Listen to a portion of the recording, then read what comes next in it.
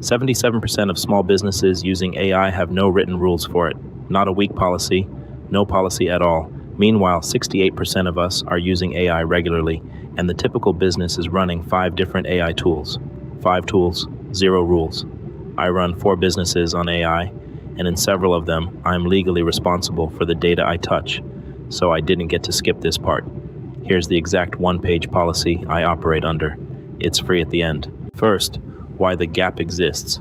Nobody here is the bad guy. The tools showed up faster than anyone could write rules for them. No one sat in a meeting and voted to skip governance. Somebody tried ChatGPT on a Tuesday, it worked, they told a co-worker, and 8 months later it's in everything the business does. That's how every useful tool spreads. The rules step just never got a moment, and the adoption is earned. The average small business worker saves about 5.5 hours a week. Businesses report $500 to $2,000 a month in real savings. I'm not here to talk anyone out of using AI. I'm here so you don't hand that back over one avoidable mistake. So what actually goes wrong? 4 things, and none of them are science fiction. 1. Client data walks into a chatbot.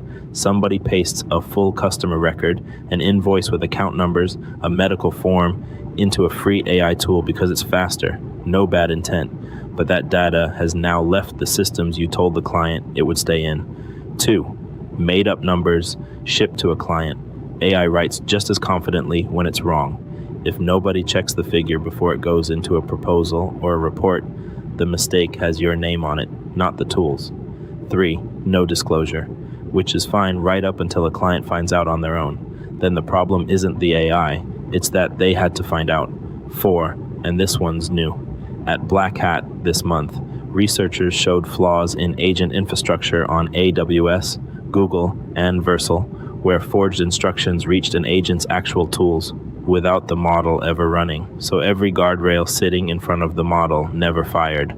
All 3 were patched, but the lesson stands. What an AI agent is allowed to touch is a real attack surface, not a theory. Okay, the policy, 6 sections, 1 page, plain English. Section 1. What never goes into an AI tool. This is the section that matters most. My line is no client names, no bank or account details, no social security numbers, no health information, no passwords or keys. On the bookkeeping side, that covers about 19 clients' books and payroll. Their banking details live in one locked file, and they do not go near a chat window. Same on the insurance side, client health data and social security numbers live in one folder and nowhere else.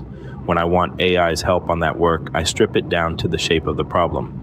A client with these 3 transaction types, not the client. Section 2, the approved tools list. Write down which AI tools your business actually uses and who's allowed to add a new one. That's the whole section. 5 tools is normal. 5 tools nobody wrote down is how client files end up in an app nobody ever looked at. Section 3, a human reviews anything client-facing. Nothing AI touched leaves my hands without me reading it end to end, and every number gets checked against the source document. On the real estate side, every dollar figure gets tied back to the actual contract or the actual statement because that's the one a buyer makes a decision on. Section 4, disclosure. Decide up front what you tell people before the awkward moment. My rule is simple. If AI drafted something substantial, I say so. And AI never represents itself as me in a live conversation with a client. Nobody has ever been upset that I use AI. People get upset about being surprised. Section 5, tool and agent permissions. If you connect AI to something real, your email, your files, your accounting system, give it the narrowest access that still does the job. Read only wherever read only works, and write down what it's connected to. On the IT side, that's the same least privilege rule I've used on client networks for years. AI doesn't get a softer standard because it's new. Section 6, who to ask. 1 name on the page. When someone isn't sure whether they can paste something, they need a person to ask in 10 seconds, or they'll just guess. Most policies die right there. Now the honest part. This is the policy I operate under.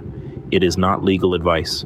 If you're in a regulated industry, healthcare, finance, insurance, legal, you have obligations that go past this page, and your compliance contact or your carrier outranks anything I say. Treat this as a floor, not a ceiling. Here's your step for today. Don't write the whole thing. Take 15 minutes, open a blank doc, and write 2 lines. Line 1, the AI tools your business is using right now. Line 2, 1 sentence saying what never gets pasted into them. Send it to whoever works with you. That's 90% of the value. The rest of the page is refinement. The full 1-page policy is free in the description. Fill in the blanks, put your name on it, use it. If that's useful, subscribe. I make these from what I actually run into running 4 businesses, and this is one I had to write for myself long before I made a video about it. Tell me in the comments what your line is, the thing that never goes into a chatbot. See you in the next one.